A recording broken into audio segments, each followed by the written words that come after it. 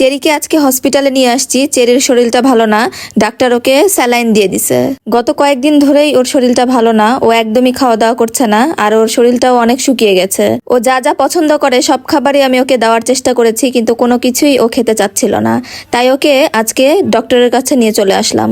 Doctor ভেতরে অন্য patient দেখছে, তাই আমরা রিসেপশনে বসে ওয়েট করছি সিরিয়াল নাম্বার নিয়ে। আমাদের সিরিয়াল আসলে আমরা যাব ভিতরে। চেরির চোখ মুখ দেখেন একদম টলটল করছে। ওকে এইভাবে দেখলে আমার একদমই ভালো লাগে না। ও সব সময় খেলাধুলা করে, হাসি খুশি থাকে, ওইটাই সবচেয়ে বেশি ভালো লাগে। ছোট বাচ্চাটা আমার। সিরিয়াল আসার পর আমরা ভিতরে গেলাম, আর ডাক্তার ওকে দেখে বলল যে ওর ডিহাইড্রেশন হয়েছে, তার মানে পানি শূন্যতা, সেই জন্য ওকে স্যালাইন দিতে হবে। আমার এত খারাপ লাগতেছিল ওকে স্যালাইন দেওয়া দেখে, আমি কিভাবে বুঝাবো। আর চেরিও তো স্যালাইন, ইনজেকশন এগুলো ভয় পায়, তোমরা সবাই তো জানো।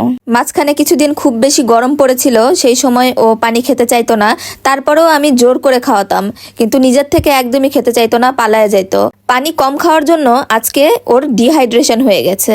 চেরির বন্ধুরা, তোমরা সবাই কিন্তু বেশি বেশি করে পানি খাবে। চেরি, নড়াচড়া করো না বাবু, নড়াচড়া করো না, ঠিক আছে? ওরে আমার বাচ্চা পাখি রে, স্যালাইনে তো অত বেশি ব্যথা হয় না বাবু, অল্প একটু ব্যথা, হালকা পিঁপড়ার কামড়ের মতো। তুমি চুপ করে বসে থাকো, নড়াচড়া করো না, তাহলে কিচ্ছু হবে না।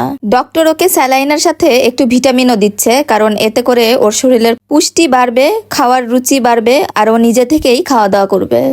আমি তো প্রথমে ভেবেছিলাম ডক্টর এই ইনজেকশনও ওর গায়ে ফুরাবে, কিন্তু দেখলাম না, এটা ওর স্যালাইনের পাইপের মধ্যেই দিচ্ছে। তোমরাও কি আমার আর চেরির মতো ইনজেকশন, স্যালাইন এগুলো ভয় পাও? আমাকে কমেন্ট করে জানাবে, আর চেরির জন্য সবাই দোয়া করবে। মাশাআল্লাহ, চেরি আমার অনেক ভদ্র বাচ্চা, শান্ত বাচ্চা। ওরে মানা করলেও সেই কথা শোনে, বোঝে, আর চুপ করে থাকে। ওই যে ওকে বলেছি যে স্যালাইন চলছে, তুমি নড়াচড়া করবে না, ও চুপ করে বসে বসে দেখছে, নড়াচড়া করেনি, একটুও করেনি।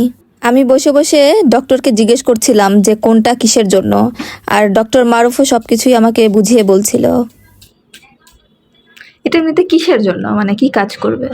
এটা জাস্ট একটা স্যালাইন, ওটা ডিহাইড্রেশন আছে তো, এটা জাস্ট রিকভার করার জন্য। কিন্তু ফার্স্ট কারণ শরীরে যদি ডিহাইড্রেশন থাকে, আপনি ওষুধেও তেমন কাজ হবে না, ঠিক আছে? আর সারাদিন যদি আপনি মুখে স্যালাইন খান, তো মানে বিরক্ত হয়ে যাবে। চেরির জন্য আমিও কিন্তু আজকে ডক্টরের কাছে বকা খেয়েছি, তার কারণ চেরিকে ক্যাট ফুড দিয়েছি। ডক্টর আমাকে প্রথম থেকেই মানা করেছিল ওকে ক্যাট ফুড দিতে, কিন্তু তোমরা সবাই তো দেখেছো যে চেরি কতটা ক্যাট ফুড পছন্দ করে, আর না দিলে ও না খেয়েই বসে থাকে। আমাকে বাধ্য হয়ে অনেক সময় ওকে ক্যাট ফুড দিতেই হয়।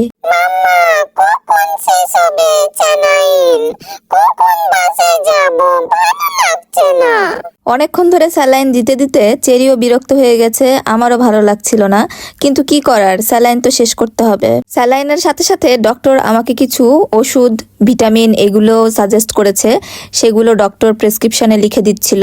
আর এদিকে চেরির মুখটা দেখেন, মন খারাপ করে কি অবস্থা হয়েছে, জাস্ট কাঁদতেছে না। এখানে সব বাইরের মানুষজন আছে তো, ও কাঁদতেছে না, কিন্তু যে কোনো সময় কেঁদে ফেলবে। দেখেন, এখন থেকে চেরিকে বাসায় নিয়ে যেয়ে আরো বেশি করে পানি খাওয়াবো। আর তোমরাও কিন্তু সবাই সব সময় বেশি করে পানি খাবা, তাহলে শরীর সুস্থ থাকবে, ভালো থাকবে। স্যালাইনটা শেষ হলে ওকে বাসায় নিয়ে যাব, আর নেক্সট ব্লগে দেখাবো যে ওকে কি কি ওষুধ দিয়েছে ডক্টর, আর ওর শরীরের অবস্থা কেমন হলো। তোমরা সবাই দোয়া করবে ওর জন্য।